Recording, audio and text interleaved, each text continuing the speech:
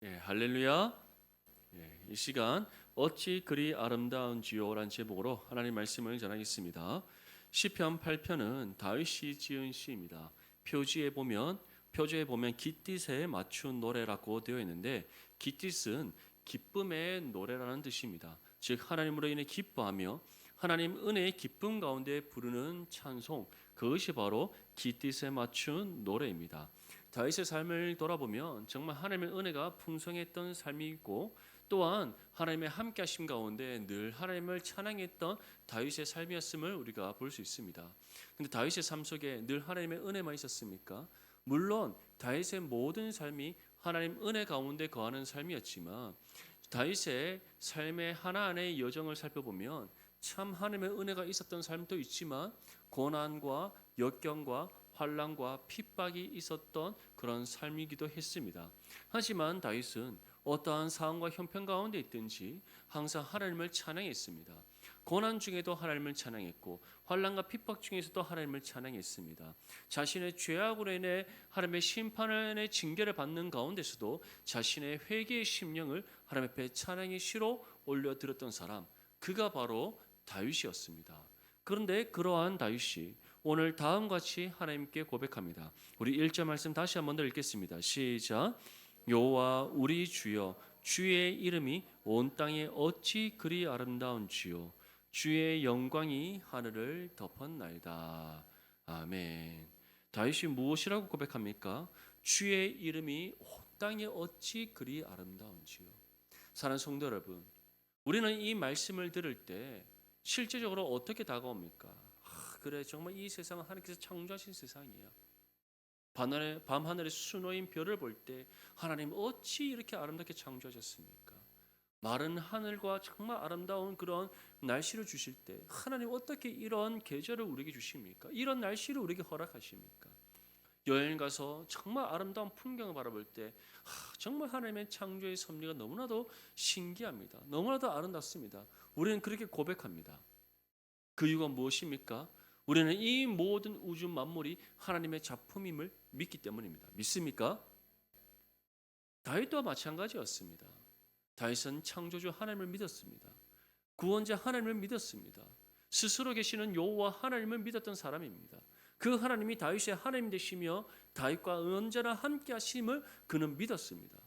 그 믿음이 있었기에 다윗은 소년 시절 양을 치며 밤하늘의 수놓인 하늘을 바라보면서 하나님, 정말 하나님의 이름이 온 땅에 어찌 그리 아름다운지요.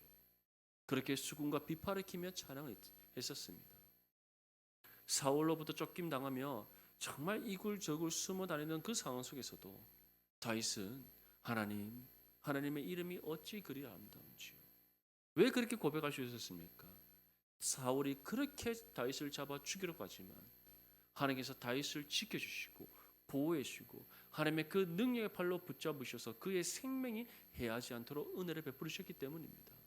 결국 사울이 아무리 자신을 해하려고 하나 만군의 여호와 하나님이 온 세상을 통치하셔서 다스리시며 결코 다윗이 해를 입지 않도록 지키심을 그가 경험했기에 하나님의 이름이 온 땅에 어찌 그리 아름다운지라고 고백할 수 있었던 겁니다.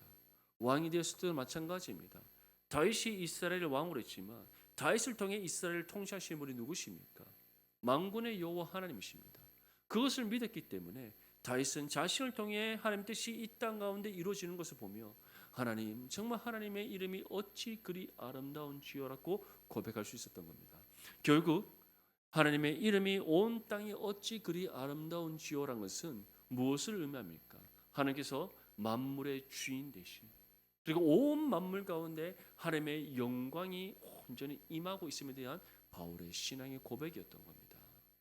사랑하는 성도 여러분, 이 다윗의 고백이 저와 여러분들의 고백이 될 수 있기를 간절히 소망합니다. 제가 3년 전에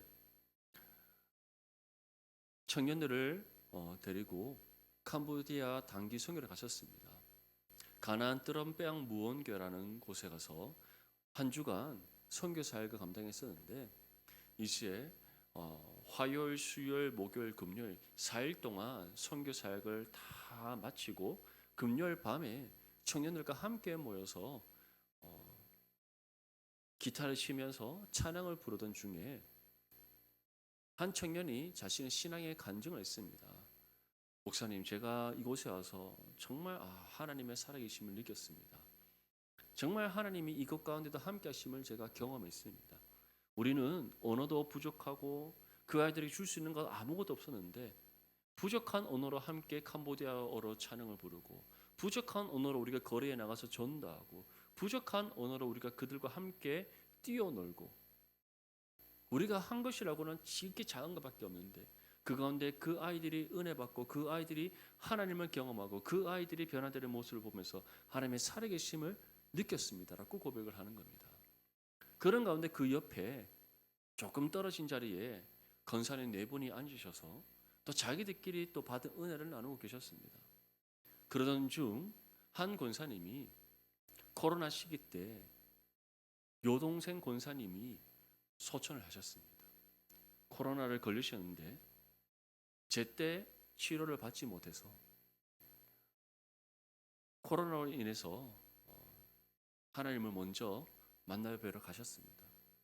교회적으로는 참 큰 아픔과 슬픔이었는데 그 권사님이 나는 신앙이 참 부족한 사람인데 권사의 직분을 감당하기 너무 부족한 사람인데 나는 이렇게 데려가시지 않고 내 동생은 너무나도 신앙이 좋고 너무나도 참 귀한 일꾼인데 하나님 왜 이렇게 먼저 데려가십니까? 그런 생각이 늘 들었다는 겁니다.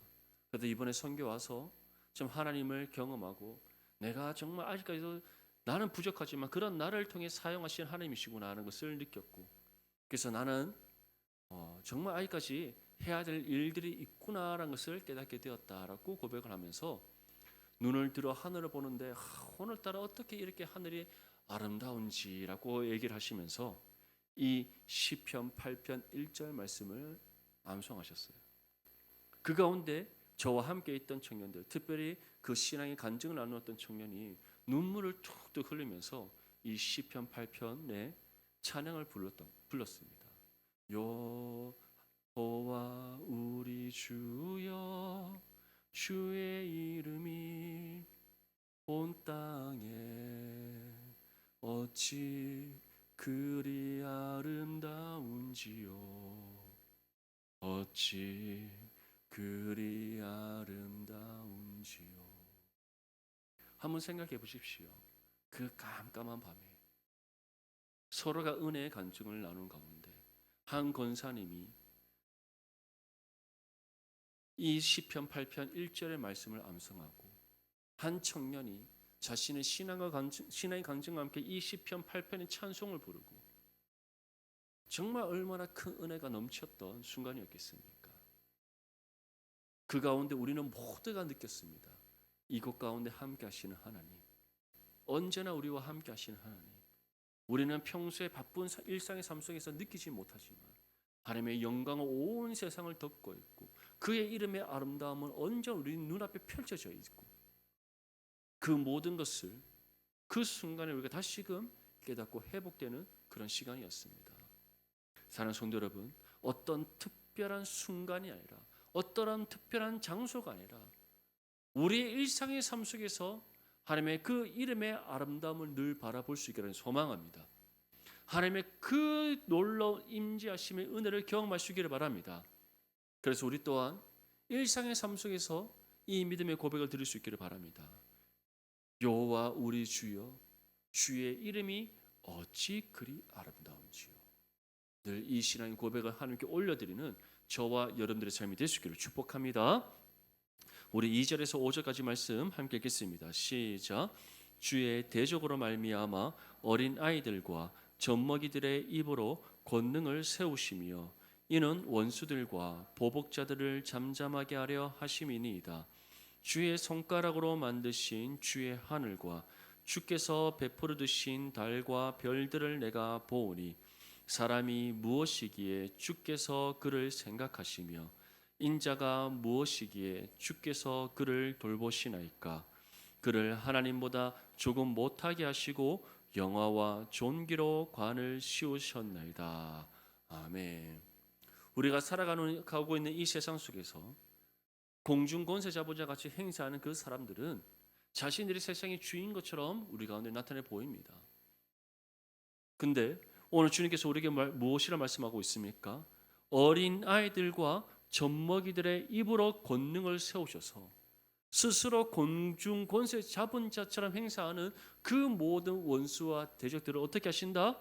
잠잠하게 하신다. 그들을 부끄럽게 하신다라고 주님께서 말씀하고 있습니다. 그렇다면 어린 아이들, 젖먹이들 누구를 가리킵니까? 그들의 눈에 보기에 보잘것없고 그들이 보기에 너무나도 연약하고 부족한 하나님의 자녀된 우리를 가리키는 겁니다.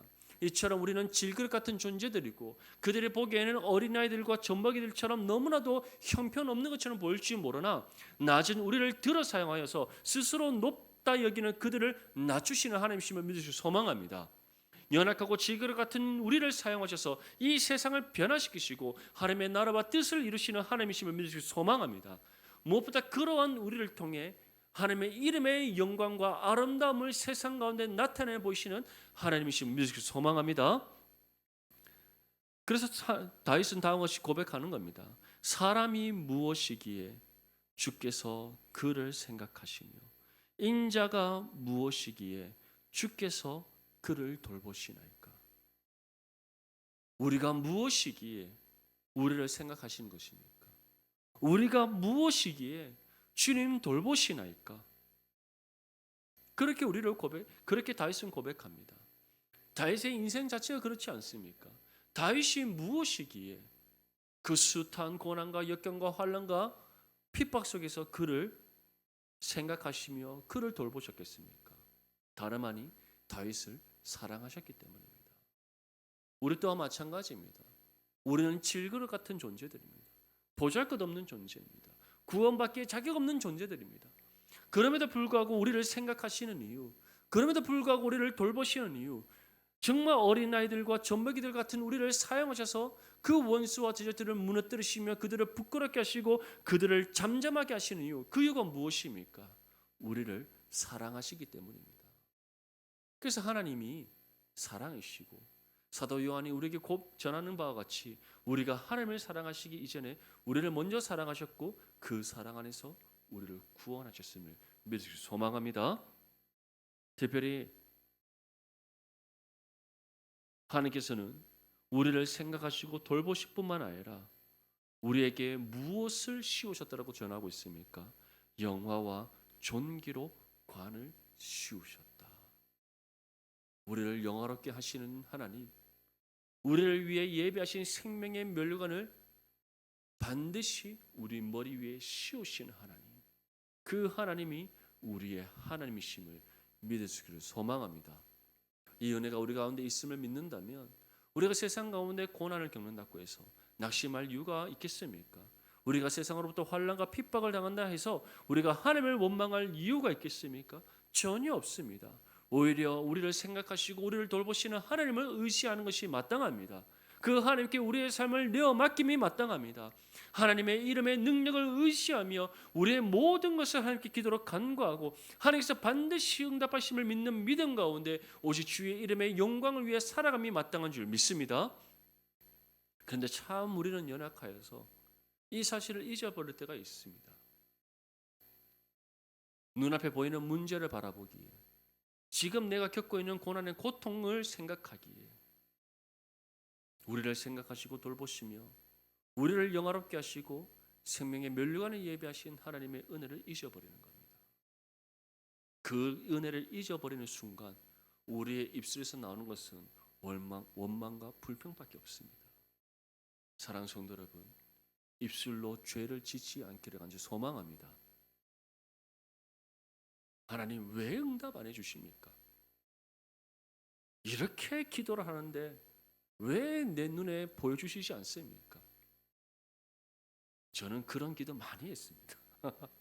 얼마나 안 보여주시든지 그 기도를 특히 청년의 때 참 많이 했던 것 같습니다.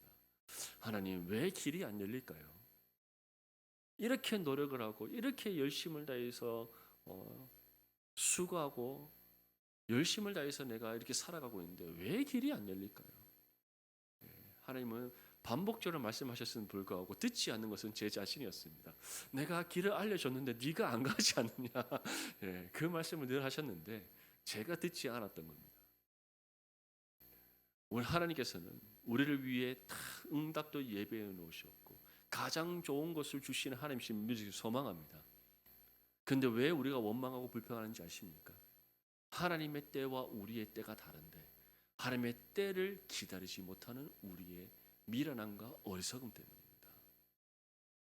하나님의 응답의 때가 임하는 그날까지 기도를 쉬지 않는 저와 여러분들이 되시기를 소망합니다. 믿음의 끈을 놓지 않는 저와 여러분들이 되시기를 바랍니다.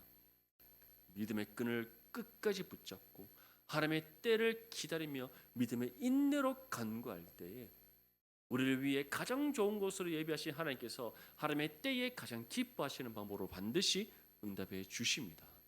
다윗은 이굴저굴 숨어 다니며 자신이 왕이 되기까지 약 15, 16년을 기다렸습니다. 다윗이 33살에 유다와 베들레헴의 왕이 됩니다. 다시 말해서 12지파 중에 다윗을 왕으로 인정한 지파는 2지파밖에 되지 않는 겁니다. 7년이 지나서 통일된 이스라엘의 왕으로 등극한 나이는 40입니다. 그래서 다윗이 70세에 하나님의 부름을 받았는데 성경은 그가 유다와 베냐민의 왕으로서 7년 그리고 이스라엘 전체의 왕으로서 30년을 통치했다라고 기록을 하고 있습니다. 그때가 이르기까지 다윗은 10몇 년 동안 사울의 낯을 피해 숨어 다녔습니다. 모든 이스라엘 백성들로부터 인정받기까지 또 7년이라는 세월을 기다렸습니다.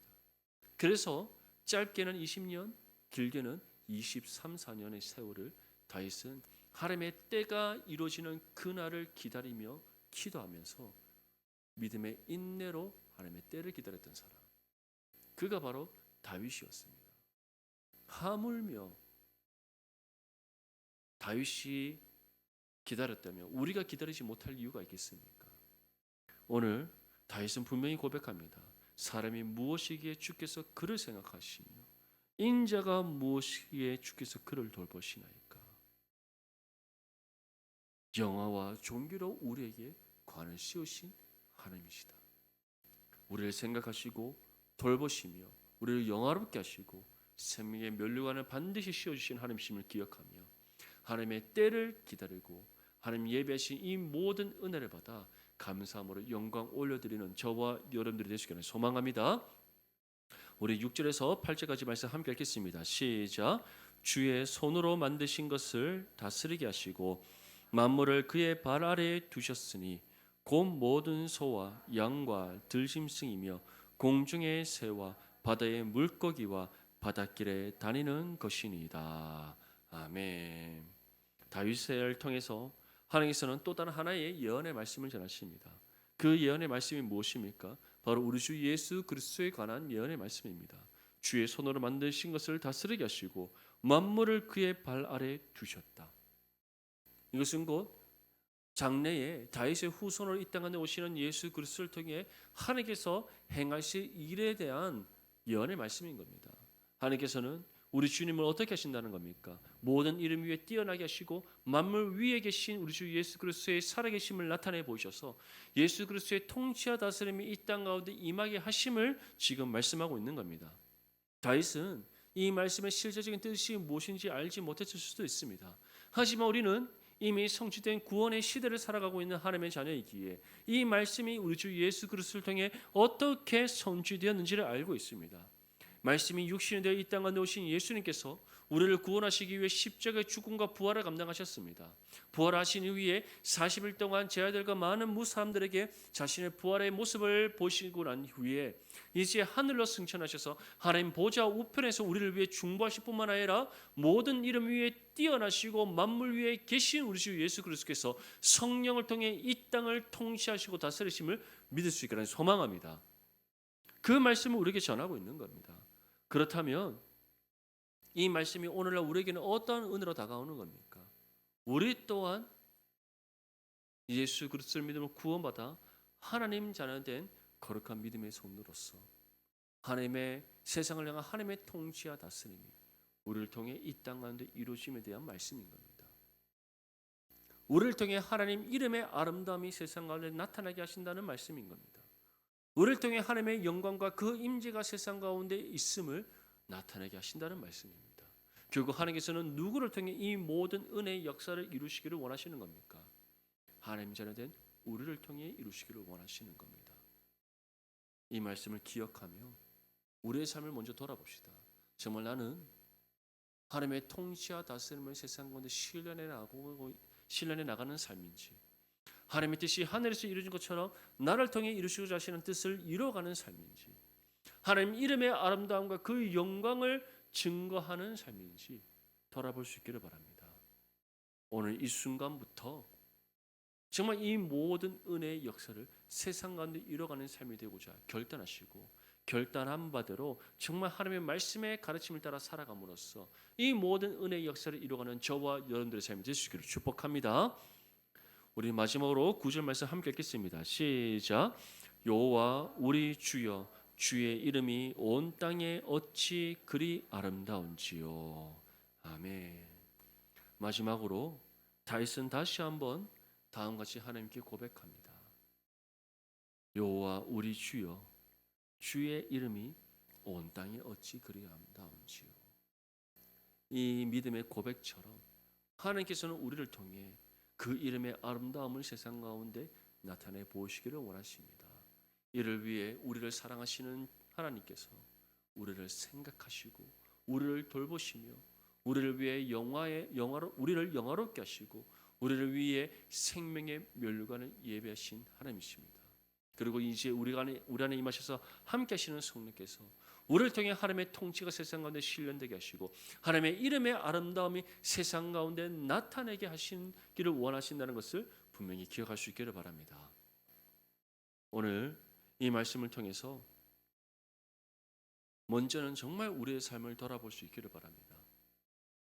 우리를 생각하시는 하나님이신데 하나님께서 나를 생각하시는 것만큼 나는 하나님을 생각하고 있는지, 우리를 도우시는 하나님이신데 그 도움의 손길을 우리가 늘 기억하며 간구하고 있는지, 우리를 통해 세상을 통치하시기를 원하시는 하나님이신데 우리를 통해 하나님의 통치가 실현될 수 있도록 정말 내가 말씀의 뜻을 따라 순종하며 살아가고 있는지, 우리를 통해 하나님 이름의 아름다움이 세상 가운데 나타나기를 원하시는 하나님이신데 이를 위해 내가 정말 하나님의 말씀의 가르침을 따라 순종하며 살아가고 있는지 돌아볼 수 있기를 바랍니다. 만약에 이 모든 것과 상관없이 하루하루 주어진 일생의 삶을 바삐 살아가는 것에 집중했었다면, 정말 바삐 살아가다 보니 이 모든 걸 잊고 살았다면 그 모든 우리의 삶 다시금 주님 앞에 다 내어놓고 회개할 수 있기를 바랍니다. 하나님, 정말 제가 너무나도 연약해서, 너무나도 부족해서, 너무나도 어리석고 미련하여서 하나님이 생각하는 나를 생각한 것만큼 내가 하나님을 생각하지 못했습니다. 하나님께서 나를 늘 돌보시는데 그 돌보심의 손길을 내가 기억하지 못하고 하나님을 의지하지 않았습니다. 나를 통해 하나님의 통치가 세상 가운데 실현되기를 원하시는 하나님이신데 내가 주의 뜻에 순종하지 않았습니다. 나를 통해 주의 이름의 아름다움이 세상 가운데 증거되기를 원하시는데 내가 그러한 은혜의 통로가 되지 못했습니다. 정말 하나님 앞에 회개할 수 있기를 바랍니다. 그때 하나님께서는 우리의 그 모든 연약함과 부족함, 어리석음과 미련함, 그 모든 죄 용서해 주실 뿐만 아니라 우리의 그 회개를 기뻐 받으시고 오히려 우리에게 긍휼의 은혜를 베풀어 주십니다. 그리고 다시금 우리 가운데 새 영과 힘을 주시고 우리를 생각하시는 하나님이심을 우리가 기억하며 늘 하나님을 생각하도록 우리의 생각과 마음을 주장해 주십니다. 우리를 도우시는 하나님만을 온전히 믿고 의지하는 삶이 되게 하십니다. 하나님의 통치와 다스림이 우리를 통해 세상 가운데 실현될 수 있도록 주의 말씀의 법을 온전히 지켜 행하는 삶이 되게 하십니다. 무엇보다 주의 이름의 아름다움이 세상 가운데 나타날 수 있도록 우리로 하여금 늘 성령과 하나됨을 이루어 교통하고 동행하는 삶이 되게 하시는 은혜를 베풀어 주십니다. 정말 이 은혜를 날마다 경험하고 이 은혜 가운데 살아가는 저와 여러분들의 삶이 될 수 있기를 주님의 이름으로 축복합니다.